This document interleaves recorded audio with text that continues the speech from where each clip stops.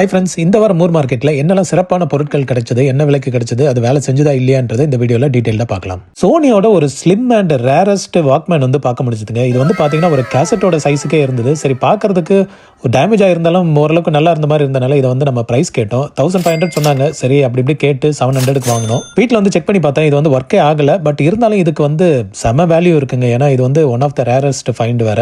பார்த்தீங்கன்னாவே தெரியும், இது கேசட் சைஸுக்கு தான் இருக்குது. இந்த அளவுக்கு வந்து சூப்பராக மேனுஃபேக்சர் பண்ணியிருக்கான்.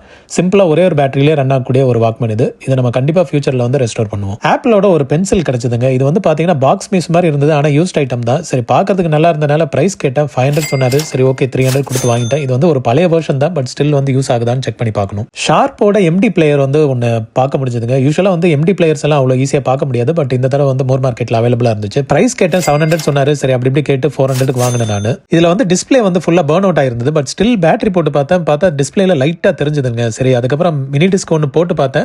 கொஞ்ச நேரம் ரீட் ஆகிட்டு அதுக்கப்புறம் எரர் வந்துருச்சு. யூஸ்வலாக இந்த ஷார்ப் மினி டிஸ்க்ல வந்து உள்ள இந்த கியர்லாம் வந்து கொஞ்சம் தேஞ்சு போயிருக்கும். அதை எடுத்து மாற்றி போட்டால் தான் இது வந்து ஒர்க் ஆகும். சாம்சங்கோட ஒரு காம்போ டிரைவ் இருந்துச்சுங்க. விசிஆரும் டிவிடியும் கம்பைண்டாக இருந்துச்சு. இது வந்து அங்கேயே செக் பண்ணி பார்த்தேன். பவர் ஆன் மட்டும் ஆச்சு, ஆனால் ஒர்க் ஆன மாதிரி தெரியல. ஸோ அதனால வந்து இதை வாங்க வேண்டாம்னு யோசிச்சுட்டு இருந்தேன். பட் ப்ரைஸ் கேட்டேன், 2500 சொன்னாங்க. சரி, கேட்டு அப்படி இப்படி பேசி அதுக்கப்புறம் 1000க்கு வந்து வாங்கினேன். வீட்டில் வந்து பெல்ட் எல்லாம் சேஞ்ச் பண்ணிட்டு அதுக்கப்புறம் ப்ராப்பராக செக் பண்ணா விசிஆரும் ஒர்க் ஆச்சு, டிவிடியும் ஒர்க் ஆச்சு. இந்த டெலிஃபோன் ஆன்சரிங் மிஷின் வந்து ஒன்று பார்க்க முடிஞ்சது. இது வந்து பார்த்தீங்கன்னா அந்த காலத்து லேண்ட்லைனில் வந்துட்டு நம்ம நார்மல் கேசட் போட்டே வந்து வாய்ஸ் ரெக்கார்டிங் வந்து பண்ணலாம். ஸோ ஃபோன் லைனில் வந்துட்டு நம்ம சப்போஸ் யாரும் ஆன்சர் பண்ணல, இல்லை ஆன்சர் பண்ணா கூட இது வந்து வாய்ஸ் ரெக்கார்டிங் மாதிரி பண்ணி வச்சுக்கலாம். சரி, பார்க்கறதுக்கு பெட் டைப் மாதிரி சப்போர்ட் இருந்தது. சரி, வாய்ஸ் மெயில் ஒர்க் ஆகிட்டையும் வந்து பெட் டைப்பாவது யூஸ் பண்ணலாம்னு சொல்லிட்டு இதை வந்து ப்ரைஸ் கேட்டேன்.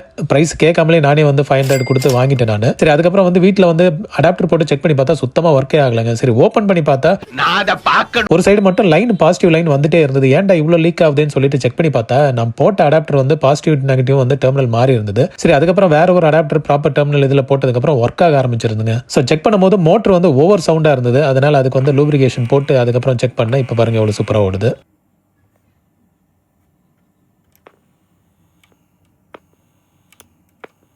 சரி, ஒரு ஆடியோ கேசட் இருந்தது, அதை போட்டு பார்த்தா சூப்பராகவே ப்ளே ஆச்சு. சரி, இதுலேயே ஒரு டிஃபால்ட்டாக ஒரு கேசட் இருந்தது. சரி, அதில் என்னதான் இருக்குன்னு ப்ளே பண்ணி பார்த்தா